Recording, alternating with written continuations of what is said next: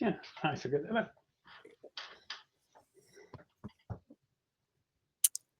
We're all waiting on you, Ben, for the intro.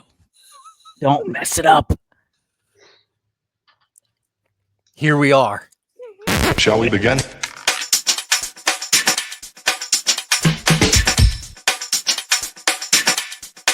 Let's begin now. What's going on? What's going on, ladies and gentlemen? The Reseller Locker Room Podcast. My name is Ben, Rocky Top Picker, Alex, Beard King Picker, and joining us back in episode 71, please welcome Jefferson. Is it CJ? It's CJ, right? cjbenzfinds from the Pocket Change Podcast. Right? But your co-host couldn't come out and play tonight, so it's just No, he had family time. Family time. What's new, gentlemen? That was a great intro. It was a joke that here we are, but here we are, guys. Here we are. Well, I don't know. I heard that eBay sales were really down, and Jefferson's living in a hotel now because the sales are so bad on eBay. Yeah, I moved to Savannah because I can't sell anything on eBay. And then I'm in an actual apartment now. I got started Sunday. Haven't done the podcast in 3 weeks because I decided that $40 hotels was the way to go. Yeah, no, yeah. Tell us a little bit about those hotel adventures there, Jefferson. What you were saying before we started recording. I tried two different ones. The first one was really run down. It was a bigger room, but the heater didn't really work. The microwave didn't work. I had to get them to replace that. And I was next to a bunch of construction guys, which I'm cool with that, except for next to me was these Croatian, Russian, I'm not sure what, but they would like work all day, come home, grill, and then go out and drink, and then get back at like 3 o'clock in the morning and argue and fight. And then the guy would get into the pickup truck and then jam this Croatian music. And at 3 o'clock, and I opened the door, and like 3 days in a row, I opened the door, and he waved at me every time, like, "Hey, yeah, come on out, let's have a beer." I'm like, "No, you're bugging the shit out of me." One thing I figured out in Savannah is there's lots of cats, lots of pussy just running around everywhere. At the hotel, there was like 17 or 18 cats just hanging out there. The new building that I'm working in and running out back, there's like what type of hotel cats. is it? There's cats, wild cats running around. No, they weren't good hotels. I was paying like $40 a night, but the internet was horrible. The first one had like internet TV, so I was there for 7 days, and I watched TV 3 days, and I used my phone. I finally figured out you can use your phone, but there's cats everywhere. The building I'm working in, there was like 30 cats living in the back. I mean, and the door was broken for like a month and a half, the roll-up door, because they couldn't get the parts to fix it. So the cats decided to move inside, and they couldn't figure out how to get rid of them. Well, the first thing I did was went on Amazon. You can buy these cat supersonic sound things. They work unbelievable. There's no cats there after like 3 days. I plugged in. They're solar powered. You put them in the ground, runs them right off. Really? And it was cool when I first turned on. I was like, "Is this even working?" And there's like 20 cats. So somebody keeps pulling in the back there and dumping like a 50-pound bag of cat food on the ground every day. So there's like all these cats eating cat food, and I just walked up to them holding 2 of those things, and they just took off. So if you're having a problem with cats, $69.95 gets you 4 supersonic, ultrasonic, I don't know, sound things that they don't hurt the cat. They just deter them from coming around. So that's crazy.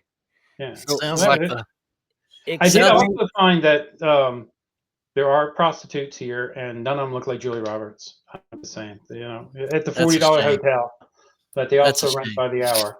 Sounds like the hotel I'm going to be staying in when I go to Nashville, man. Yeah, when I sent you, probably. That seemed nicer. It was like $55. I'm just, you sometimes, bro, you just got to roll the dice. You know what I'm saying? And it was cool that the second place, there was a bunch of guys. That one was across from the port, so there was a bunch of guys working at the port temporarily in there. They were much nicer fellows, and they were grilling every night. So I ended up hanging out with the one guy, and I got dinner like 3 times out of him. Must have been fine. Yeah, I gave him $10. Guy was cooking some good food. Which guy was this? The crazy neighbors? No, this was the neighbors at the second place. They were a bunch of like longshoremen Okay, that are just temporary in town. Like they come in on a boat and they stay here for like 3 weeks and then they go out again.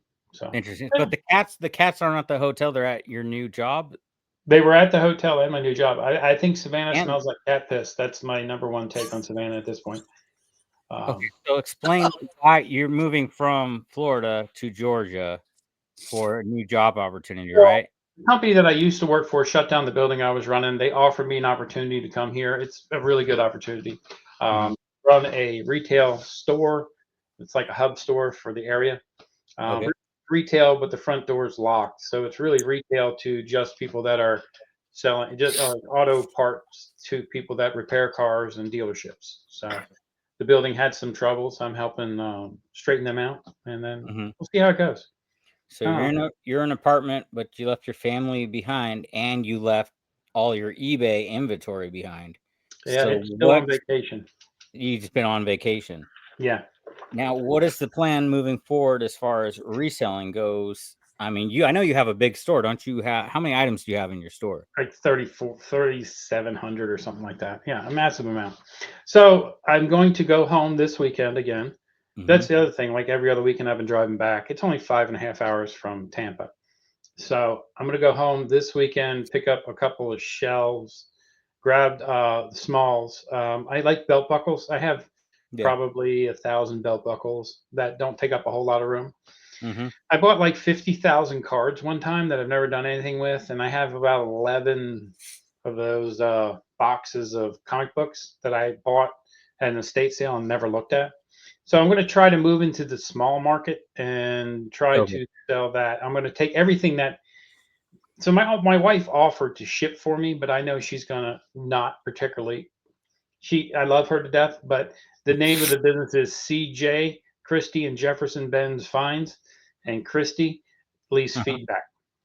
That's all she does, man. She does really good Okay. on the feedback, but beyond that, she did it for about a week and then said, "Hey, this is your hobby," and turned it over to me. So Mm. all the Yeah. heavier stuff, I'm gonna, the plan is I got this apartment, and I'm month to month. It's a good deal. It's, everything's included. So I'm gonna try that for a while. And also looking at getting a bigger place. Okay. I found a really cool house. It depends on whether the wife wants to move from Florida. I don't think so. I don't know. So who knows what's going on? Life's in That's flux. yeah, that's a long time. Still 5 hours to be away from your wife, and you're Yeah, working. yeah, You're gonna go back every weekend, so you're gonna be gone every week. yeah, yeah. I've been going back every other weekend. 5 hours Wow. there, 5 hours back. And Uh-huh. then the other weekends, I just pretty much been, laying in my shitty hotel, sobbing into the pillow. You know, So, because of the distance and the job and the whole description that you just gave, how did you handle Valentine's Day? I called my wife and wished her a happy Valentine's Day. And I'm married 20 years, so it's not a new relationship. My Valentine's surprise to myself was I found they had chicken livers at this little Parker's store, and I love chicken livers, so I had chicken livers for Valentine's Day. There's Gross. nothing better than fried chicken livers. I don't give a shit. Gross. That's gross, bro. Chocolate covered chicken Yeah, livers. no, no Valentine's chocolate. Day. I did find this caramel Chicken livers, man. What's up? Ugh. black Black velvet. That is caramel. some cheap stuff. Black velvet Toasted caramel, though. Get a bottle of this and get yourself a bottle of chicken livers. cream soda. It's the best drink I've had in a while. Yeah, How much is that bottle? Like $13 or something? it was like $7.99. That's why I bought it. I'm like $7.99. And they're in the plastic containers, right? The black No, it's velvet. actual glass. Oh, That's a good time for cheap. Yeah. Yeah, that lasted like 2 days. I might have one. 2 days. No, it lasted 3. It was a I was little like, it shouldn't have lasted a day. no. okay. So we're downsizing eBay then to just mostly small items. Yeah. So the other thing, I've been listening to a lot of podcasts about selling books on Amazon. So I'm thinking about getting into that. I Okay. did sign up for the Amazon seller thing. Yeah, we will. And, Let's get back to that. We got to stay on Valentine's Day because I think yes. Ben's got something that happened on Valentine's Day. No, You said- you're good. No. Ben's No, got we want to hear your story. about Valentine's Day. You said we got to talk about Valentine's Day. Alex, what did you do for Valentine's Day? Nothing. There you go. So 2 married men said nothing. So, Alex, you didn't get her a card or flowers or No. nothing. No. Was she upset? Are you upset? I love you. No, she's not anymore. See, she's fine now.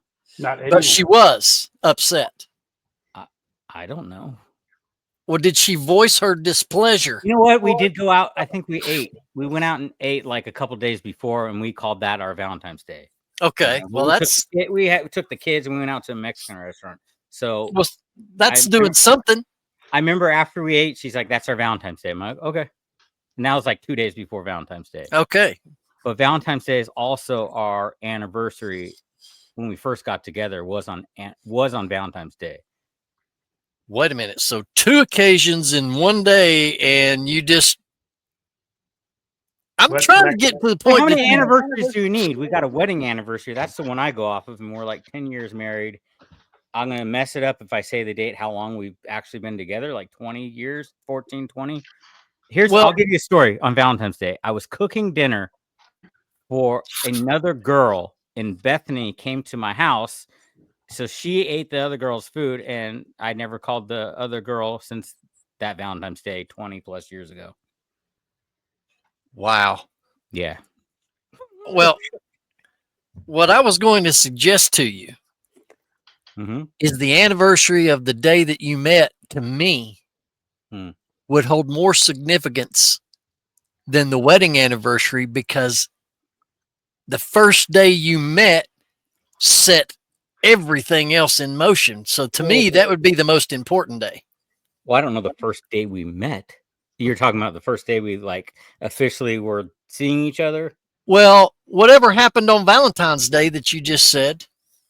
Well, yeah, that wasn't the first day we met. That was the first day she argued with me why we couldn't be together. Oh. I think that's what happened. Yeah, it was like I think we like kind of saw each other for a couple weeks, and then we didn't talk for like a month, and then she finally came back around. So okay. But you did go to dinner with the family and all that and called that your Valentine's Day. Yes, correct. Okay. Because you started the conversation saying that you did nothing. Okay, I forgot. Well, I did nothing, but I did a lot. So let's just put this little shit pile out there. Valentine's Day is Friday, right? It was the 14th. Okay. I'd been single for like a year and a half. Totally, honestly forgot that it was Valentine's. To me, it was just another day. Forgot it. So she arrives here at my house. She gets out of the car, and I see her carrying a red envelope. At that particular moment in time, oh shoot, I just realized I screwed the pooch. Because number one, I'm not a card guy. I was telling Jefferson this before we started. I'm not a card guy. I don't care if anybody gets me a card or not. You're paying $3 to $7 for something that's written from somebody else. It to me is a waste of money. You open it up, read it. Like Jefferson said, I open it up and I look for gift cards or cash. That's the first thing I look for. Right. And then what do you do with the card when you're done looking at? Most dudes pitch them. What the frick do you hold on to those for? Women, honestly, on the other hand. I'm going to sound like a woman because I think I have a box somewhere still with every card and letter my wife ever wrote me. Wow. Well, that's rare. Let us know down in the comments if you get a card, whether it's birthday, anniversary, Valentine's Day, whatever the occasion. Put it in the comments if you save every greeting card that you're given. I'd like to know the answer to that. But generally speaking, most guys toss cards away. I mean, what's the point in keeping them? It's not like you're going to go back and read all that stuff. At least I never have. So anyway, I didn't get her this card. She came through the door, gave me the card, and it was okay for a while. We got ready to go out, and I told her, hey, I'm going to take you out I'm gonna take you out to dinner and this Valentine's Day dance. And there's a killer band called Color 7. They're an 80s band, and we're gonna go out and have a good time. And that's exactly what we did. We saw the bottom of several bottles after that night was over. Danced a lot. It was great. Then Saturday, just kind of relaxed. And then Saturday night, I took her to the local Performing Arts Center where there was an Elvis impersonator, Dean Z, for anybody that's an Elvis impersonator fan. To me, he's the best. $70 for those tickets. So Saturday night, I take her to the Elvis show because she's an Elvis fan like I am. Had a great time. Great show. And then she, of course, she leaves and goes back to her house. And then come the phone call at the end of the weekend. After all that? Yeah. What? Yep. And I hope she never watches this episode. She laid into me for not getting her a card. You should have gave her one of your president dolls. I got you this President Trump doll. Oh, whoa. No. But it wasn't a card. So. Are you guys good now? Yeah. Okay. Yeah. She says it really wasn't the card. I said, well, honey, we could have stayed home all weekend and done nothing. My gift to you for Valentine's was a dinner, dancing, band, and an Elvis show. That was my gift. But women think differently than we do. Yeah. And she goes, it would have been more thoughtful if you would have got me a card. It wasn't the fact you didn't get me a card, because it's the thought that counts. But this is where I lie in confusion. I've got a way to test this, right? Okay. So the next time it's a holiday, buy a card, hand it to her, and then go sit down and crack a beer. Well, but anyway, it's if it was the card. Well, evidently, when women get cards, they're not really caring about the card per se. They're caring about the thought behind it. Mm-hmm. That's being thoughtful. But to me, I thought I was thoughtful by going out for a dinner, a dance, a band, and an Elvis show was pretty thoughtful. But okay. But did you already have that pre-planned for Valentine's Day, or you just totally forgot about Valentine's Day? No, I've had this planned for quite a while because you had to get tickets. Yeah. Well, so I paid in advance for pre-buy all your cards for the rest of the holidays for the rest of the year. So you're ahead. You got them all, and fill them out now. Get the Christmas card, Valentine. What other holiday? We got St. Patrick's Day coming up, right? But to her defense, I should have got her a card. Yeah. I should have done. To your defense, if she ever watches this, he's a little bit rusty. It's been a year and a half since he's been in a relationship. Give him a little bit of slack. But he did take you to cool shows. If you don't appreciate it, next time me and Ben will go watch Elvis. Anyway, and I bet he doesn't forget Valentine's Day again. No, you got that right. I mean, as soon as they hit the shelves, right after Christmas, I'm gonna go ahead and buy a bunch of them and keep some in stock. There you go. So anyway, that's my story for this episode, guys. Well, I'm glad everything worked out. Yeah. As far as you know. I mean, you could get another call in a couple days. Well, Yeah. Alex's story reminded me about my first wife. Yeah. So my first wife, I left. Well, we were dating in between me impregnating another woman, and had left her, broke up with her, and went out with my first wife to be. She wasn't my first wife at the time. I dated her for like 3 months, and then on the night of my son's birth, I left her and went back to the other one. And then, that didn't work out very well. We were at the state fair in Delaware, and I was with my son's mother. We were arguing, and then I ran into Darlene, who would be my first wife, at the fair. And she was on a bad date, so we both dumped them, and we ran off together at the state fair and stayed together for 9 years until I decided, she ain't for me either. But I'm just not a good guy. Wait, so what? How many wives are you on? 3? No, I'm on my second wife. I had Okay. I have a baby mama. Okay, baby But they're mama. all grown. My youngest child is 27, so I'm not paying child support no more. Yeah. Spent the first half of my life giving away half my paycheck. Should Yeah. have used condoms. Yeah. Thanks for letting me share. Thanks for letting me share. Sounds like an AA meeting. Thanks for letting me share. Well, Oh my gosh. in the YouTube world, there's, of course, in my feed that comes across on YouTube, I've been seeing a lot of big sellers leaving eBay platform mainly to do live selling and things of that sort. Yep.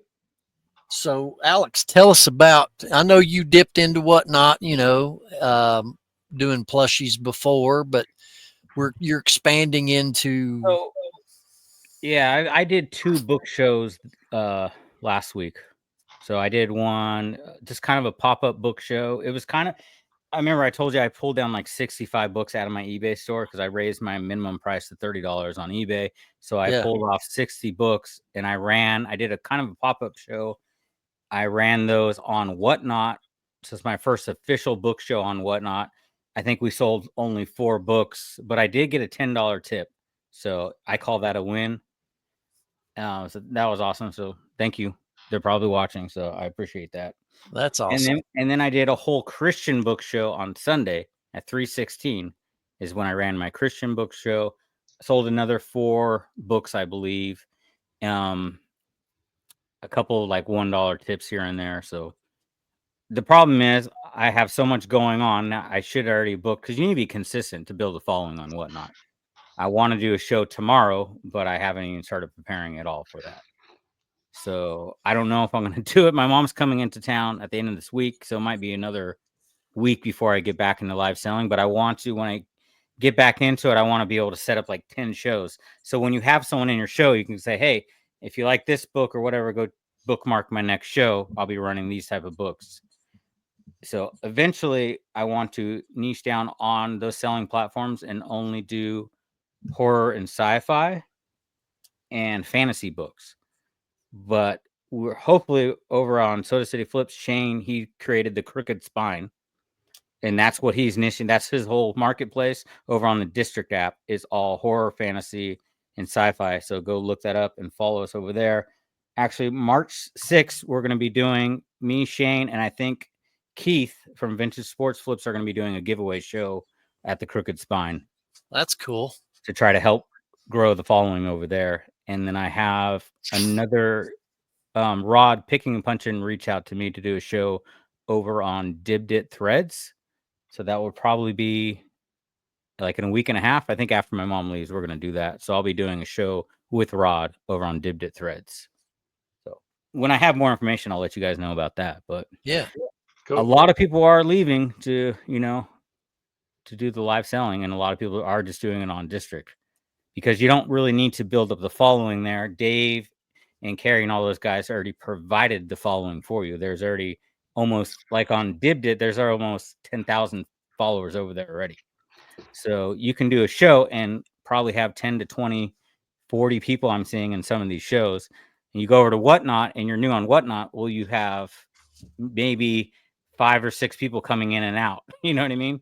yeah, So that's a little bit frustrating. I still would like to build over there selling other type of books. And that's kind of my goal this year to add that in the mix with everything with eBay. I don't know if you guys noticed, but since January, eBay has really slowed down. Like it got cut in half for me. So I know making $2, I'm only selling books for like $2. It's going to take time to build a following where people are bidding against each other for a book. But I think in the long run, if I'm consistent over a year, it'll be worth it in the long run. yeah, And I'm getting the books cheap enough. I can sell for $2. I make $130, and I still will make money because I paid cents on a dollar for it at the bins. yeah. So I think if you have access to get stuff wholesale or a Goodwill bin location, live selling is really something you should consider if you can get merchandise and a lot of it really quickly. So I know Jefferson, where you moved, you said they have a Goodwill bin, and this is something you were maybe think. I don't know if you've ever thought about doing live selling at all. You know what? I'm onboarded for whatnot for like 2 years, and I was going to do it, and I just never did. I mean, it'd be something to try. Mm-hmm. Yeah, the bins here is nice. Actually, it's much nicer than the one that was in Tampa. I went there. I've done some yard selling here. You know, Okay. I'm And they really have, trying not to buy anything at this point. I've been buying stuff to do my my look it up and see if it's worth selling on my podcast. But next week I will reopen the store with Smalls. And then I really have been, I found a couple of podcasts that were talking about Amazon, because you okay. pack the books up and send them off. I don't have the space to really store. So I Yeah. might try that as just something to try. So if we can get into that here, if you have questions, I mean, I can try to answer. The thing about doing books and Amazon is you need a lot of programs to run that business. Yeah, So that's what I was reading or hearing. You yeah, gotta scan and then you have the repricer and all these different things. yeah. Now, like I use Scout IQ, which this is a book app right here, or the Okay. scouting app. Let's see if it'll pull up. I don't know, it's super blurry right now. But you Yeah. scan the book and it will show you what is the buy box, which 90% of people on Amazon always buy out of the buy box. So Mhm. you want to see what the buy box cost is. Like this book I scanned next to me, the used buy box for it right now is $25. That's what the $2. I have $2 buy cost on there because I was sourcing at the library a second ago. Let's say you bought it for $1. This is or 50 cents, like a paperback. I'm gonna make out of $25, you only make $12. That's how high the fees are. Wow. So it's a numbers game when it comes to Amazon because the fees. But you're paying to do FBA, you got to pay $40 a month so you could send it in. But they handle it's like an employee. You're an employee for them Mhm. too, but they're an employee because they handle all the customer service. You don't have to answer any questions. They ship it off to you. They cover if it gets, the customer complains, Amazon will say they fulfilled it and they'll take responsibility. Once it gets to their warehouse, they take responsibility for everything. So on Amazon, the thing I didn't understand, or the thing I was concerned about, Mhm. how much returns do you get? Because I know a lot of people buy stuff and just return it. So books, I barely get returns on a Okay. book. I used to sell Nikes and shoes, Adidas, all the major brands when I did online arbitrage, Hmm. and returns are absolutely crazy for apparel. It's not worth it, in my opinion. Okay. Like, and the problem with Amazon, they always decide with the buyer. Yeah. And I would get hit with copyright, even though I bought it from Nike.com. So then I'd have to send over the invoice from Nike.com to say it's a real shoe and, it's real Nikes. I've got returns on Adidas one time. Someone bought brand new Adidas from me, sent me their old dirty shoes in the box, and they still won the case. Like, they still got to keep the brand new shoes. I lost out on all the money. Wow. So I would stay away from apparel. The thing is cool. The easiest way to get into Amazon and to learn it is books because it's the cheapest. You're only risking $1. You know what I mean? Yeah, that's what I was thinking. I was thinking it'd be something to try. I also sell a lot of belt buckles, and I probably have like 6 companies that I can buy wholesale from. I was thinking Okay. maybe they might go on there. I don't know. Yeah, Just something. so you would have to find the exact belt buckle and listing and see if you're gated or ungated in it to be able to sell it. But Yeah, if you have yeah. wholesale, you would have to get ungated in a product on Amazon.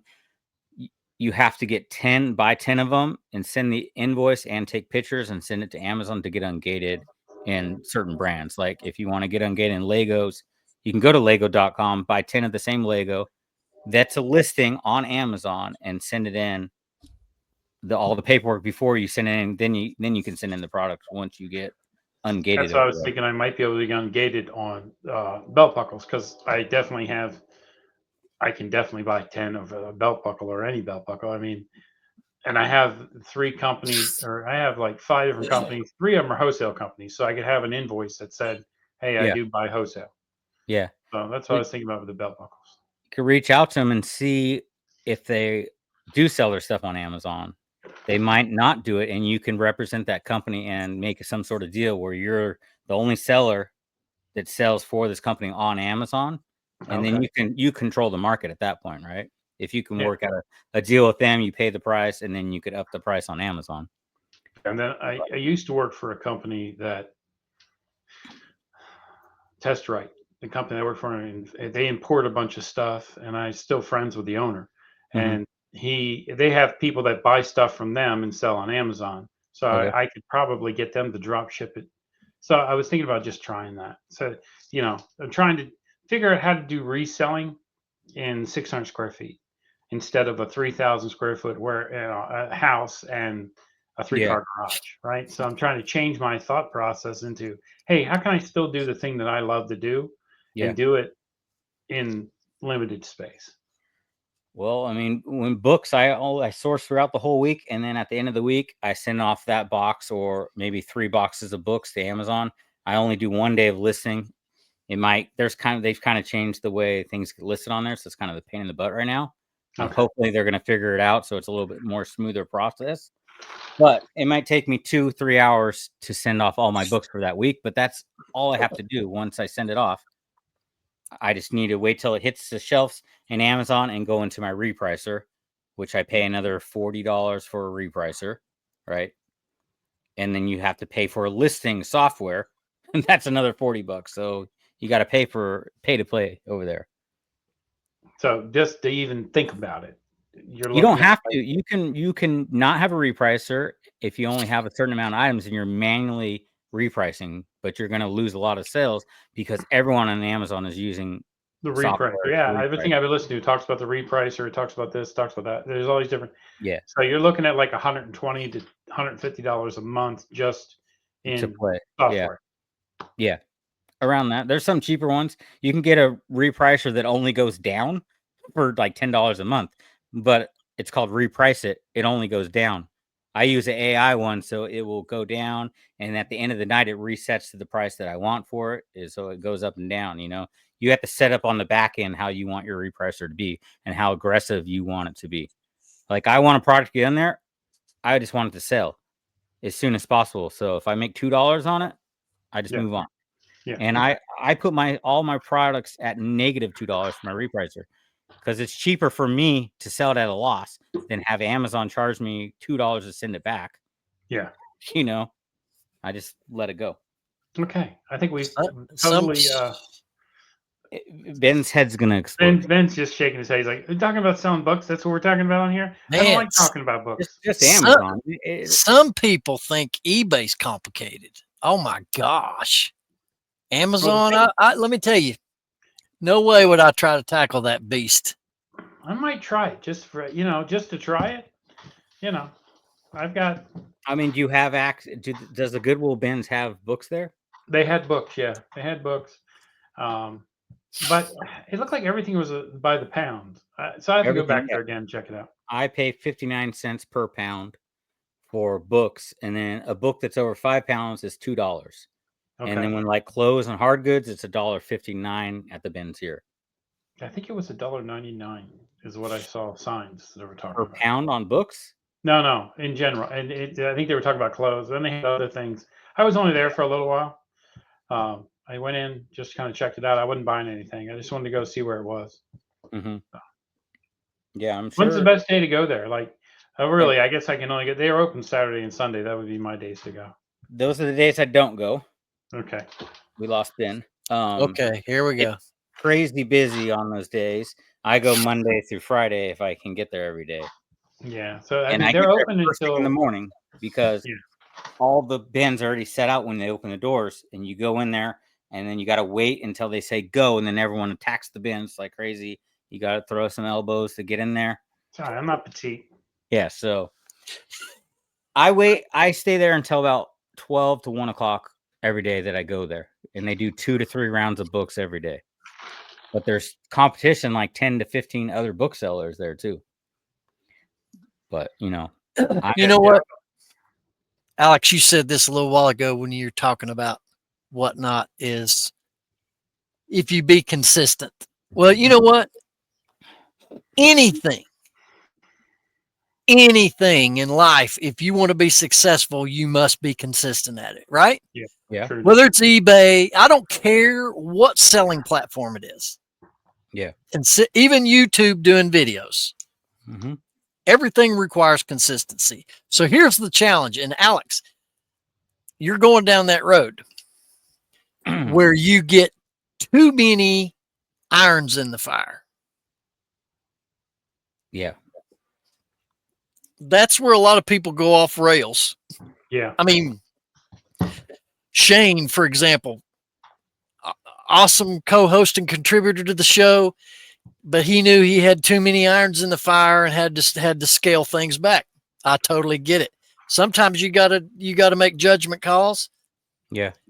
And it's just like with me reselling and then doing my channel and then doing this show. And I've not done a video on Rocky Top Picker since before Thanksgiving. And there's a reason for that. I don't have time. And I would rather put that time into listing and doing what I know to make money, which, by the way, I did make $3,500 over the weekend. Nice. Oh, from the bike. I'm like, what the heck did you sell on eBay? I sold a motorcycle on Facebook Marketplace. What type of bike was that? Harley Davidson Deuce. Deuce. What year? Oh, You don't remember. You 08. listed it. 08. Right on. Well, yeah, I don't know how much you guys paid for it, but it's still nice to get some of that money back, you know? Yeah. Yeah. So, I mean, better Yeah. than my sales week. I didn't do that much. but it gets to be a challenge because when resellers get in a position of feeling desperate to make money,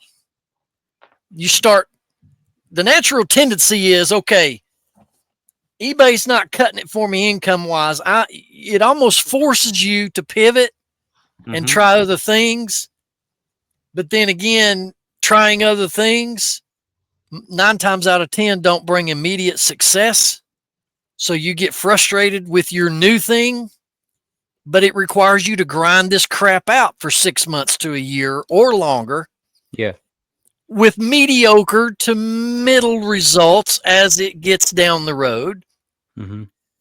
And that's where the mental struggle comes in. I mean, because you get excited about a new platform. I'm talking about District. I'm excited about that.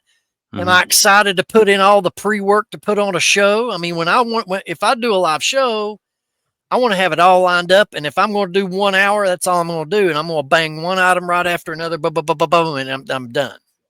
Yeah. I'm not going to get on there and look for things. And you're trying to retain an audience, just have everything lined up, knock it out, go.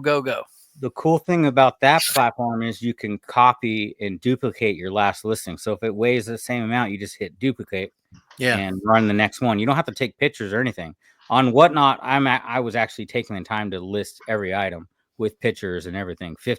Every book show I've done so far has been 50 books. So I listed with pictures and details 50 items before my show. So over on District, I haven't done it yet, but Dave always talks about you just hit duplicate, and he doesn't do any pictures at all. You don't have to do pictures on Whatnot either. I think it helps, like when people came to my book show, they came in late, but they went to look in my store, and I said, hey, if you missed anything, I can rerun it. So they can go look in my store and see what they missed, and then I ended up selling books that people missed because they could see. Wouldn't doing photos help you? I mean, are they available to look at before the show goes live so people can kind of scan what you're going to be doing? Yeah, to me, they'll save the show instead of you call it a pop-up show. Like if I were to do a show tomorrow night because I'm not prepared, it would be a pop-up show. I wouldn't pre-list anything. Literally, if someone I'm going to say, hey, I'm going to run this item, and I'll type it in my computer and then do the listing and then run it. So they wouldn't see it a couple days before. Okay. Let me clarify this so that I don't get bashed. I'm not saying pivoting to other platforms, doing live selling. I'm not saying none of that is wrong. It's not wrong. You got to do what you got to do to make money. I get it. What I'm saying is, for me, just the sheer time commitment. especially those that sell on multiple platforms. I admire every reseller that sells in 4 or 5 different places and they still have a day job. I don't know how in the world they have all this time to do everything that they do. But Do any of the cross listing platforms, do they work with like whatnot? List perfectly. I think you can go to Whatnot. Yeah, so you could probably Whatnot go in does there have and a marketplace, and you can add it to your Whatnot marketplace. I feel like List Perfect does do that. I'm Okay. trying to remember if they do. And then you can add from your marketplace straight to your live show. You just import it into your live show. Yeah, that would be the way to go, because then So when you it's can do sold, then that. it would automatically delist it everywhere else. And that Yeah. way you weren't spending, like you're saying, all this time listing 50 items and then selling 4 and then have wasted all that time. yeah, I'm just saying, like the majority of our audience, Jefferson, that watches this show, they're part timers. Hmm. And I thought if they were you, Filipino fishermen. That too. Yeah, okay. I That's what think it's half and I half. thought that was your biggest demographic. well, you know, we do have Captain Jack's Riverboat Adventures. Exactly. That's how you brought them along with them. Yeah. So, you know, let's just take a man or woman that's got a full-time job. They got a spouse, they got family, and they're listing on eBay. They got to be consistent. So you got to list every day on eBay. That means sitting there, typing it all in, taking your photos. Then you got your shipping to eBay. But then they cross list a Posh, and then they got to share their closet and all that weird stuff. And then they go do a live show on Whatnot. I mean, Yeah. 24/7, you could envelop yourself just in those activities that I just mentioned. So how do people do so much with so little time? Because, you know, we all have 24 hours in a day, and most of us got to have at least a minimum of 5 hours of sleep, you know. Since last week doing the Whatnot shows, my wife helped me list some books, and those are the only books that went up last week. Yeah. So I did suffer, but I'm in a position where I can let my eBay slip a little bit because I have Amazon. I only put in 1 day of listing on Amazon a week. So I have my Amazon's growing, so I have the opportunity, and I think in the long run it's going to be worth putting into live selling because I really feel that's just where everything's going to go. Okay, let me pose this question to you guys. This is just a generic question.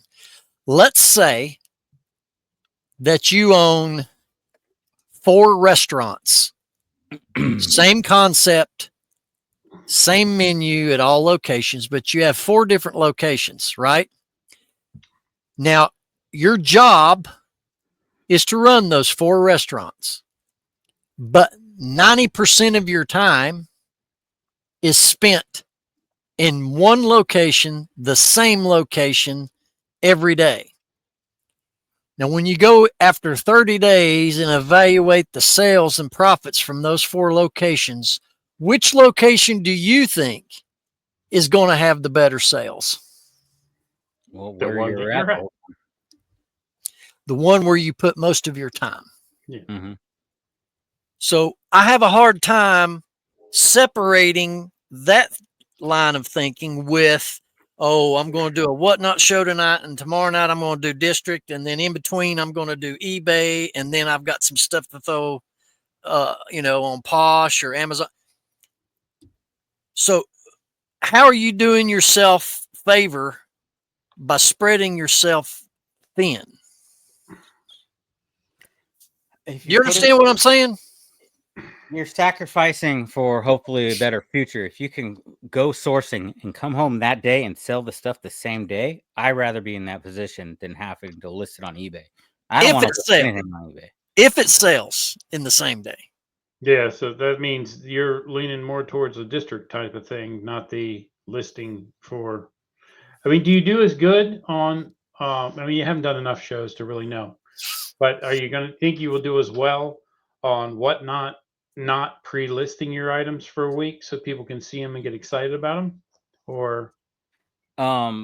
from what I've heard and what I've experienced, it benefited me by pre-listing and having pictures. Yes, that's what I would think. And too. more of the top bigger sellers, like a lot of people do, they told me they do better if they pre-list them.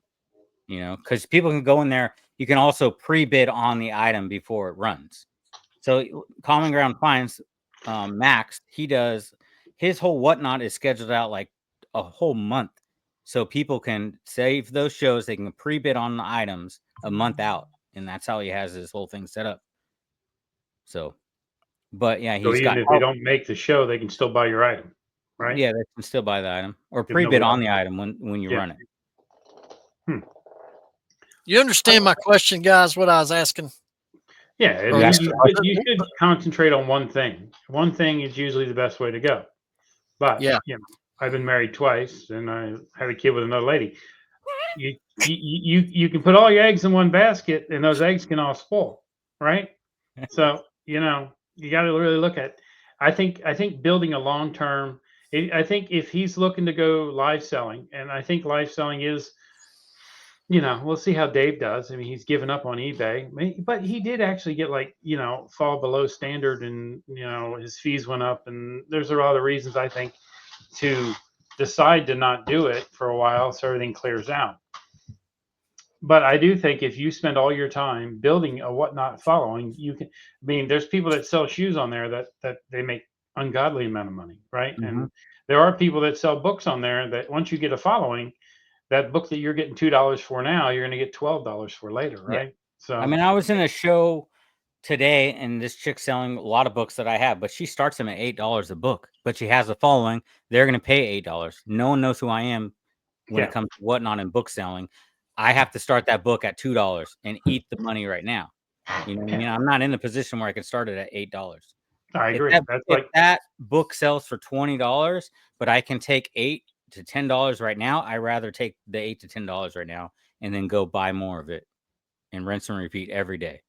yeah. So if you're losing 50% on Amazon, and if it sells for $20 on Amazon, you're really only getting 8 anyways, right? Yeah. Right. I mean, that makes sense. Here's another question. Uh-huh. You go back to the glory days of eBay, which I was fortunate, and many other resellers as well, was fortunate to experience massive daily sales. I mean, every day. I mean, it was just like jackpot. If eBay was still hitting that way for every eBay seller, would online selling still be the go-to? Because if you're making your nut, pardon me, if you're making it on eBay and you're cranking, I'm talking $1,000 a day. That's been done. I've done that. Yeah. Why would you want to take any time away from that cow to try to go milk another one? If eBay was still hitting the way it was. Yeah. It ain't, because that's why I'm in Savannah, right? So I Yeah. mean, it ain't. That's the way it comes down. I mean, you know, I'm living 5.5 hours away from my wife because I can make a really good living here. I mean, I've got 3,700 items on eBay, and I have 2 storage units of stuff that I bought for 4 cents on the dollar that I could keep listing. And I was doing good. I mean, I was making $1,500 a week, which Now is look at you. decent You money. got 40. You got 40 cats. Live in a Yeah, hotel. now I got 40 cats living and life. ugly prostitutes. You know, life changes, right? Black velvet. Well, if Oh, Mom looked my like Julie Roberts, I'd be in trouble. I would have spent the $43 she asked for. You know, Oh my goodness. I've always preached on this show that I think you should be on multiple platforms. I know. So I did I list mean, perfectly eBay's for a slow while. right now, but I'm not worried because I'm still getting paid from Amazon. Yeah, You know what I yeah, mean? so So it I all mean- balances out. If I was only on eBay, I wouldn't be doing live selling because I wouldn't be able to risk it. You know what I mean? I wouldn't pay the bills if I did that. right. So I can't take away from time. I've been approaching Amazon like live selling anyways. I sold an $85 book and I took $30 on it and moved on. I don't care. Max will be proud of you. You know, just I sell all these high-end books that I could send to Amazon. I don't like textbooks. I don't sell any textbooks on Amazon. They all go to eBay. I sell them to another guy that owns a textbook rental store, and I give him, you know, he sends me an offer for half of what I listed it for. So I had a $50 book. It's really an $85 book, and he sent me an offer for $29.99, and I just took it and moved on. And he'll rent that out for how much? I don't know, probably $100 a semester. Who knows? I have no idea. Wow.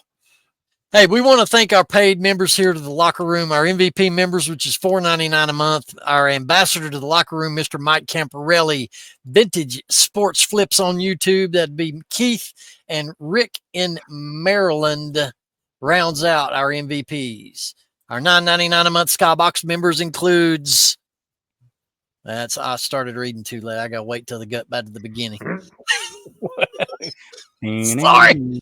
I want to thank my hat sponsor, cjbenzfinds, for the new hat. That's a nice hat. Yes.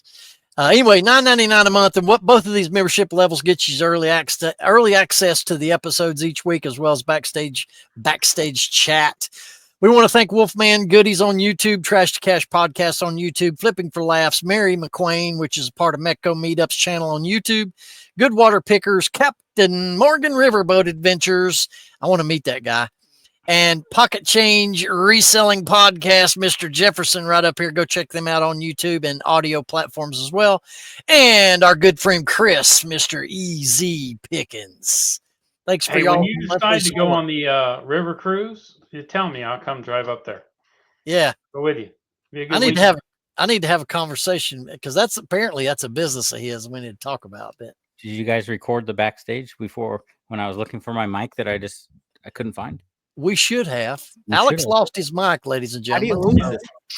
How do you lose it? Oh gosh, dude, I don't know. You got a sale of the week we need to discuss? I mean, I've got something. Sale of the week. I do have a sale of the week. All right. Do you want me to pull up the screen here? Yeah. I'm going to go ahead and show mine real quick, get it out of the way. If anybody's been watching the last few episodes, come into that President's action figure collection. Had one guy, I could blow that up to where y'all could see it better, couldn't I? And he bought both my Ulysses S. Grant figures. Nope. And hey, it changed to my cell. I stole the show. Whoops. I didn't mean to do that. Can you go back to yours? There we go. So yeah, got these two Ulysses S. Grant 12-inch action figures. There's a lot of detail in the clothing and things. I showed these on a previous episode here in the locker room. Took 23 a piece on those. I got about $3.90 in them buy-in, and did combined shipping on that deal. And then Alex, what do you got, buddy? So this is a sealed Zelda book. This is from the 127. Oh yeah, I remember that. This sold on eBay for $107. Good gracious. So I think I'm in the profit now. I mean, the first book I sold was $475. So I only paid $250 for all the books. That's awesome. And I still have more that I just found today that I haven't listed. Oh, I thought you had them all listed. Me too. I found 3 today. So I'm like, oh. But I'm all over the place. I'm trying to balance 15 different platforms or something right now. So yeah, I'm losing mics and books and everything. I did sell one thing by accident. All right. I bought this belt that I could put a belt buckle on, and I brought it with me, and I just grabbed a random belt buckle, and I forgot to put Poshmark on vacation, and I sold the belt buckle I happened to bring with me. Okay. Wow. Yeah, that's the random thing. I sold something on Poshmark too that I sold probably 3 months ago on eBay. There you go. Wow. I sort of did pack that up. I had to go to Walmart and buy a bubble mailer. So I think we have 4 cents on it, but you know. Yeah. We have a find of the week. I don't have it with me, but I'm pretty sure I pulled a $200 book today from the bins. Nice. Oh, that's cool. Textbook or something. My books never made it down here. They're at the front door, so. Okay. So look for that. I went to Walmart today too and bought almost 100 boxes because yes, I do buy my boxes from Walmart when I need them. And the lady couldn't figure out how to scan the one box and then type in how many I had. So I sat there for half an hour as this girl went beep, beep, I was like, oh my gosh, it was a nightmare. All right. I bought a roll of snuff, and the guy didn't realize he opened it and scanned one can instead of 5, and charged me for one. And I tried to explain it to him. He's like, "You want it or not?" I'm like, "Yeah, I'll take it. That's fine. I'll pay $3.79." Holy crap! 5 of Really? them. Yeah. There you go. Wow. All right. Well, I was looking at comments, but you know what? They're kind of few and far between, fellas. Mm-hmm. Wolfman Goody says, "Awesome show, yo." Wolfman Goodies has said, "Awesome show, yo," for the past 5 weeks. Yeah. He clicks on the video and he leaves that comment and leaves. Yeah. I think there's one when you got in a fight at the Benz, I think is what this was referring to. Who got? I didn't get in a fight at the Benz. What are you talking about? I've not been to the Benz yet, but I'm surprised to hear that the policy lets people not watch their children like that. They could get hurt, which could cause a potential lawsuit or lost stolen. So crazy. I don't know. I think you're reading like a comment from the 2 episodes back where we Okay, talked about probably. kids in the Benz. But didn't Ray talk about the fight at the Benz? Yeah, yeah, I think so. Yeah. And then you commented back, yeah, it's just a boop show at the Benz. Yeah. We know, yeah. Okay. Sorry. Anyway. I don't know if you know this, Jefferson, but I don't think we have one right now, but we do have a new segment called Cha-ching. Offensive Find of the Week. Oh, yeah. You know what? If you had time, I'd run down to the car and get my boob hanger. That's the best. That is. I saw that on your show. That thing. They were great. It's just a hanger with 2 boobies on it. Yeah, I went to a a yard sale, and I'm like, hey, I asked the guy, how much for your boob hanger? He's like, that's not mine, it's Linda's. And she's like, hey, Linda, how much for the boob hanger? And she's like, oh, I've been waiting for a dirty bastard to show up, and I'm going to give Here it. I am. I got it for free. I'm like, yeah, it's the coolest thing I ever seen. It's just hard plastic red. If you go watch a few episodes back on mine, you'll see it. It's pretty cool. Hey, Alex, you remember that electronic boob thing I got at the flea market that I sold? Mm-hmm. The jingle boobs. Yeah. That's like that sales, Jefferson. You know it? Yeah, so we used that for the flipper flop and picker pass. That's what we call it. Picker pass. And it's a pick, man. I mean, it's worth like $30 for one hanger. They have these. Really? They didn't have that exact one, but they had these ones that were just like little panties with legs sticking out. They sell for $35 a hanger. So I'm going to list that for $50 and see what happens. I do have an offensive find of the week. I always bring offensive. All right. Hold on, but I can't. Offensive find. I don't know how to show this. Hold on. Just show it. No. So this is called Up and Down. It's a whole book of just girls flashing cameras. So this is the cover of it. Nice thumbnails. Yeah. So every page, that's all it is. That's awesome. It's just a book of, you're gonna put that on your next you got this, look at the girl in the tree. She's flashing something else. Ooh. That's the whole book is just girls flashing the camera. When you scan that with your thing, what does it tell you? Did you see that cat up in that tree, dude? Yeah, that was a nice cat. I don't think it's worth anything. I can't leave it behind. You know what I mean? Did you find that at the bins? Yeah, $18 is the buy box, but it's got a 0 e-score, which means it doesn't sell. Oh, 74 million rank. It hasn't. You know why? $18, you lose half of that. It's probably not graphic enough. That's why it doesn't sell. I'll give you $9. Just hold on to it. I'll pick it up. It would be if it did sell at the 1897, it would be $9.92. Okay, I'll give you $10 when I come to see sold. All right. I got a new one.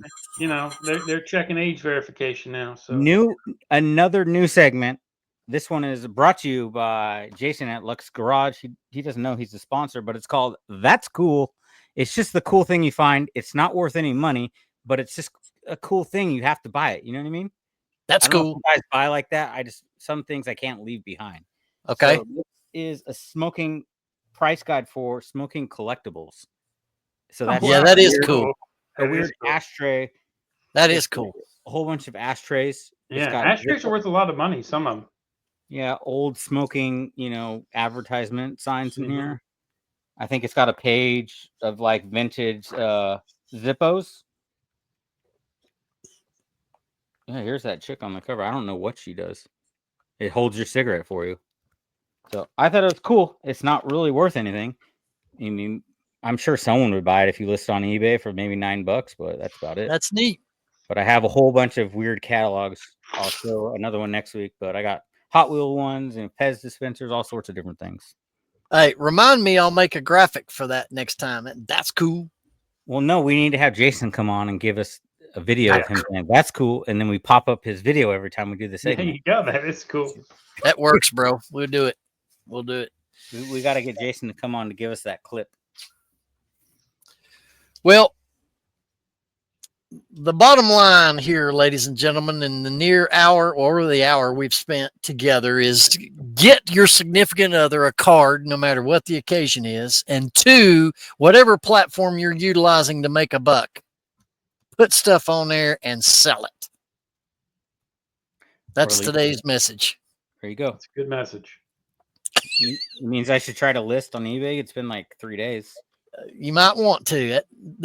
This consistency thing everybody talks about, I think there's really something to that.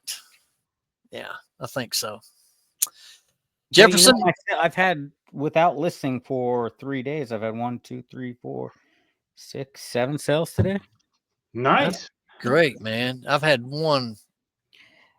I'm not mad about that. I wouldn't be. I haven't sold anything since February 2nd. Wow.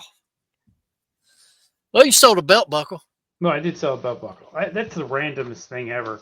That the one belt buckle, and it's a really weird. Here, let me share. I'll show you this. I gotta delete my Poshmark because I'm gonna remove. Yeah, you need to close your closet there, Alex. I mean, come on. Yeah. How do you share? Present? Go to present. Yeah, and hit share. Ben will have to click on there, right? Yeah, I'll click on it. If you send it over, there it is. Oh, here we go. Yeah, because it made me feel like Wonder Woman. I thought that is a Wonder Woman. What is that? No, it's some kind of like it's a knockoff of some designer belt buckle. But it looks like the belt I bought was a little small and it's really long, so I was able to wear it. Modern Gothic men, women, unisex. Yeah, I think I just put that shit in there. So looks like a bracelet. That's a belt buckle. The belt buckle, yeah. I'm telling you, the belt I bought is like an inch too short, but that thing's nice and long, so it worked out. Oh, yeah. Well, $15. How much did you pay for that? I think I bought that off of a liquidation website for 42 cents, and I got like 100 of them. So nice. I've sold like 20 of them. I don't know why. When you said nice and long, yeah, that's offensive. That's offensive. All right, I'm gonna stop sharing. I'm just messing with you, man. Oh, where'd Alex go? I stopped sharing Alex. Oh, there we go. I'm back. Right. Nice and long. Yeah, and nice and long is a good thing to say, Yeah. Hey, we at the Reseller Locker Room appreciate all of the audience members that comes in and watches us each and every week. Leave a comment down below just to say hi or whatever you'd like to say. And we're opening this thing up as we get into the spring and summer of this year. If you would maybe want to reach out to us and know somebody that want to appear on the locker room, let us know. And we'd love to talk all things reselling with each and every one of you. On behalf of myself, Alex, and Jefferson, thanks for coming back in and hanging with us, buddy. We appreciate you. Hey, man, it's great to be here. Go check out invite me more often. Yeah. Go check out his podcast, Pocket Change Podcast, on YouTube, as well as Spotify and your other audio outlets, right? I have a new one next week. It's been like 3 weeks. So I apologize. All right. New show next week, right? Yep. All right.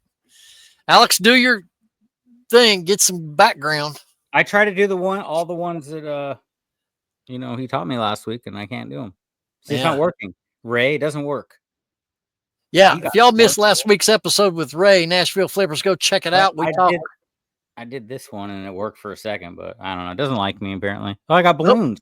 Got balloons. We talk extensively about the Nashville meetup coming up here in April. You don't want to There miss it is. that. It's working. That works for everybody? No, it's not working for me. Apple. We ain't special, bro. He only has the effects. I like the All right. Nashville one, but I can't get it to work. So what do you get if you do this? No, never mind. Wait, let's try it. It did nothing. All right, guys. Y'all catch us every Thursday at 9 a.m. Eastern Standard. We'll see you right back here next week. By the way, we've got an old friend joining us next week. Tune in to find out. We can't wait to see you next time right here on The Locker Room.